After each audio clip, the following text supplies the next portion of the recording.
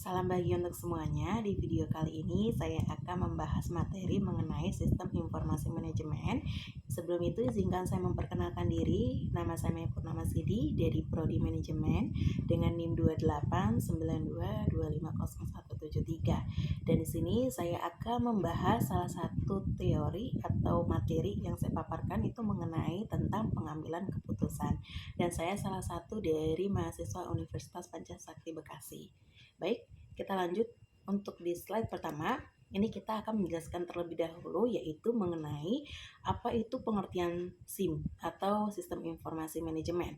Nah, di mana kalau untuk pengertian dari SIM adalah itu sebuah sistem rangkaian terorganisasi dan sejumlah bagian atau komponen yang secara bersama-sama berfungsi atau bergerak menghasilkan informasi untuk digunakan dalam manajemen perusahaan. Kemudian ada untuk tujuan dari sistem informasi manajemen. Yang pertama ada untuk sistem informasi manajemen dapat digunakan untuk menyediakan informasi dan akan digunakan untuk perencanaan, pengendalian, pengevaluasian, dan perbaikan secara berkelanjutan. Yang kedua ada SIM juga memiliki tujuan untuk menyediakan informasi dalam pengambilan keputusan. Dan yang ketiga ada untuk sistem informasi ini juga memiliki tujuan untuk menyediakan informasi yang akan digunakan dalam perhitungan harga pokok, rekrutmen, atau tujuan-tujuan manajerial lainnya. Nah, kemudian ada mengenai tentang konsep pokok dari SIM. Nah, kalau konsep pokok yang pertama ini ada konsep informasi digunakan untuk menempatkan sesuatu pada penyajian dengan hubungan waktu dan timbal balik. Yang kedua ada konsep manusia, itu sebagai pengelola informasi, kemampuan manusia dalam mengelola informasi menentukan keterbatasan dalam sistem informasi dan dampak dasar-dasar rencana mereka. Kemudian ketiga ada konsep sistem, dan pada konsep sistem manajemen perlu adanya sebuah sistem untuk memahami dan merancang pada pengembangan sistem informasi tersebut. Kemudian ada untuk konsep organisasi dan manajemen, ini sistem informasi berada di organisasi dan dirancang untuk mendukung fungsi manajemen. Dan di sini informasi merupakan penentu yang penting dalam bentuk organisasi. Nah, yang kelima ada konsep pengambilan keputusan. Ini harusnya mencerminkan ancaman rasional terhadap optimasi, tetapi juga teori keperilakuan dalam pengambilan keputusan organisasi. Dan yang keenam, ada konsep nilai informasi. Konsep tersebut melihat informasi mengubah untuk keputusan. Perubahan dalam nilai dapat ditentukan dalil untuk nilai informasi. Sistem informasi dalam perusahaan juga dapat digunakan sebagai sistem terbuka di mana terjadinya sumber daya dengan lingkungan. Baik, itu merupakan salah satu konsep dari sistem informasi manajemen tersendiri. Nah, kita lanjut di sini kita akan membahas untuk mengenai dari pengambilan keputusan. Nah, untuk pengertian dari pengambilan keputusan tersendiri ialah suatu proses pemikiran dalam pemecahan masalah untuk memperoleh hasil yang akan dilaksanakan. Selanjutnya kita bahas mengenai model pengambilan keputusan. Di sini model pengambilan keputusan yang terkenal itu model dari Herbert A. Simon, dan model ini terdiri atas 3 tahap yang dapat terperinci. Itu yang pertama ada intelligence atau penyelidikan, lingkungan intern dan ekstern dari pengambilan keputusan diselidiki untuk menemukan kondisi yang memerlukan keputusan, lalu dikumpulkan informasi tentang aneka kondisi itu. Nah, yang kedua ada desain atau perancangan. Di sini berbagai macam tindakan yang tersedia pada para pengambil keputusan itu ditetapkan lalu dianalisa setelah melacak problematik pemecahan potensial bagi masing-masing masalah keputusan. Nah, yang terakhir ada choice atau pilihan. Di sini salah satu langkah tindakan itu dipilih untuk dilaksanakan atas dasar penilaian tentang keefektifannya guna mencapai sasaran. Selanjutnya kita lihat di sini ada untuk dari kolom tahap proses pengambilan keputusan dari intelligence. Yang pertama itu ada A, persepsi dan perumusan situasi. Yang B ada menyusun model situasi. Yang C ada menentukan tolak ukur kuantitatif atas keuntungan dan biaya yang tepat mengenai situasi yang sedang dibahas. Nah, dari relevansi dengan sistem informasi manajemen dari intelligence sendiri itu proses pencariannya melibatkan suatu pengujian data baik dalam cara yang telah ditentukan dahulu maupun dalam cara khusus.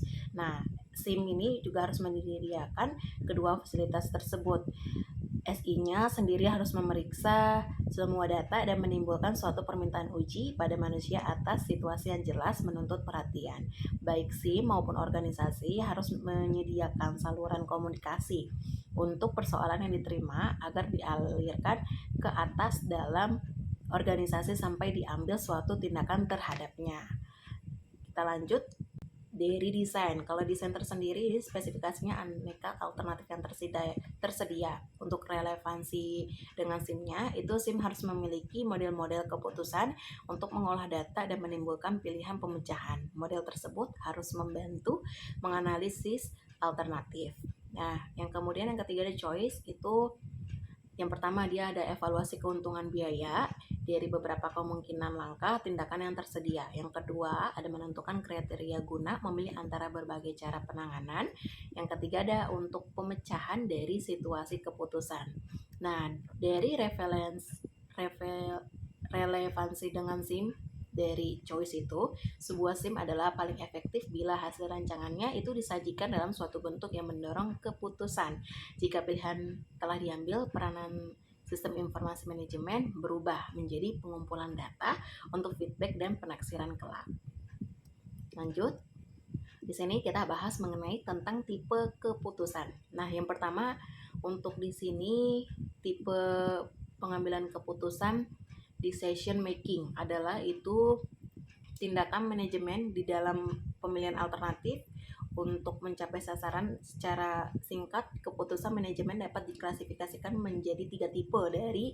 Untuk yang pertama ada keputusan tidak terstruktur atau unstructured decision, yang di sini yaitu keputusan tidak terjadi berulang-ulang dan tidak selalu terjadi. Keputusan ini terjadi di manajemen tingkat atas. Biasanya informasi yang diperoleh dalam pengambilan keputusan itu berasal dari luar. Contohnya seperti keputusan perusahaan untuk bergabung dengan perusahaan lain.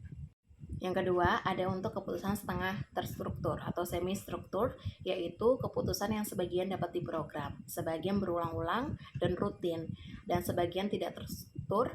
Keputusan tipe ini sering bersifat rumit serta membutuhkan perhitungan dan analisis yang terperinci. Contohnya seperti keputusan membeli sistem komputer yang lebih canggih, keputusan alokasi dan promosi. Kemudian di sini ada untuk keputusan terstruktur, yang dimana itu keputusannya berulang-ulang dan rutin. Keputusan ini sering terjadi pada manajemen tingkat bawah. Keputusan dari terstruktur ini contohnya seperti keputusan pemesanan barang, penagihan piutang, dan sebagainya. Informasi pengambilan keputusan sistem informasi manajemen.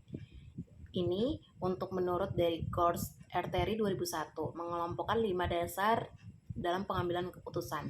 Nah, yang pertama ada untuk intuisi, yang di sini intuisi pengambilan keputusan berdasarkan, itu artinya berdasarkan perasaan yang bersifat subjektif. Dalam pengambilan keputusan berdasarkan intuisi, meskipun waktu yang digunakan relatif pendek, keputusan yang dihasilkan relatif kurang baik karena mengabaikan dasar-dasar pertimbangan lainnya. Baik, untuk selanjutnya di sini ada pengalaman dari pengambilan keputusan itu berdasarkan memiliki manfaat bagi pengetahuan praktis. Dengan pengalaman yang dimiliki seseorang, suatu keadaan dapat diperkirakan serta dapat diperhitungkan untuk ruginya dan baik buruknya keputusan yang akan dihasilkan. Kemudian ada wewenang. Pengambilan keputusan berdasarkan wewenang itu dilakukan oleh pemimpin terhadap bawahannya atau oleh orang yang lebih tinggi kepada orang yang lebih rendah kedudukannya. Hasil keputusannya dapat bertahan dalam jangka waktu yang cukup lama dan memiliki autentisitas atau autentik, tetapi dapat menimbulkan sifat rutinitas, mengasosiasikan dengan praktik diktatorial, dan sering melewati permasalahan yang seharusnya dipecahkan sehingga dapat menimbulkan kekaburan. Kemudian ada fakta, itu pengambilan keputusan berdasarkan data dan fakta empiris yang memberikan keputusan yang sehat, solid, dan baik. Dengan fakta tingkat kepercayaan terhadap pengambilan keputusan dapat lebih tinggi sehingga di sini orang dapat menerima keputusan dengan rela dan dengan lapang dada. Lanjut, ada untuk yang rasional. Di sini pada pengambilan keputusan berdasarkan rasional itu, keputusan dihasilkan bersifat objektif, logis, lebih transparan dan konsisten untuk memaksimalkan hasil atau nilai dalam batas kendala tertentu sehingga dapat dikatakan mendekati kebenaran atau sesuai dengan yang diinginkan. Kemudian ada untuk keuntungan pengambilan keputusan. Ini yang pertama, ada dapat menyelesaikan problem yang kompleks. Kedua, lebih cepat dan dengan hasil yang lebih baik dibanding dengan pengambilan keputusan yang intuisi atau mengandalkan perasaan. Yang ketiga, ada menghasilkan acuan data untuk menyelesaikan masalah yang dihadapi bagi manajer. Yang keempat, ada meningkatkan produktivitas dan kontrol dari manajer. Nah, kemudian kita akan membahas di sini mengenai tentang sifat pengambilan keputusan. Nah, yang pertama ini ada untuk yang tertutup. Nah, kalau yang tertutup itu di sini sifatnya pertama mengetahui semua alternatif dan akibat atau hasil-hasil masing-masing dari alternatifnya. Terus yang kedua ada mempunyai suatu metode seperti atau aturan, hubungan dan sebagainya yang memungkinkan ia membuat urutan alternatif yang lebih disukai. Yang ketiga, untuk yang tertutup itu memilih alternatif yang memaksimumkan sesuatu seperti keuntungan, volume, penjualan, dan kegunaan. Nah, yang kedua ada untuk yang terbuka. Kalau yang terbuka ini sifatnya tidak mengetahui semua alternatif dari semua hasil. Yang kedua, melakukan penyelidikan secara terbatas untuk menemukan beberapa alternatif yang memuaskan. Yang ketiga, mengambil keputusan yang memuaskan tingkat keinginannya. Baik, mungkin itu saja materi yang dapat saya paparkan. Kurang lebihnya mohon maaf jika masih ada salah atau salah-salah kata, mohon dimaafkan. Terima kasih.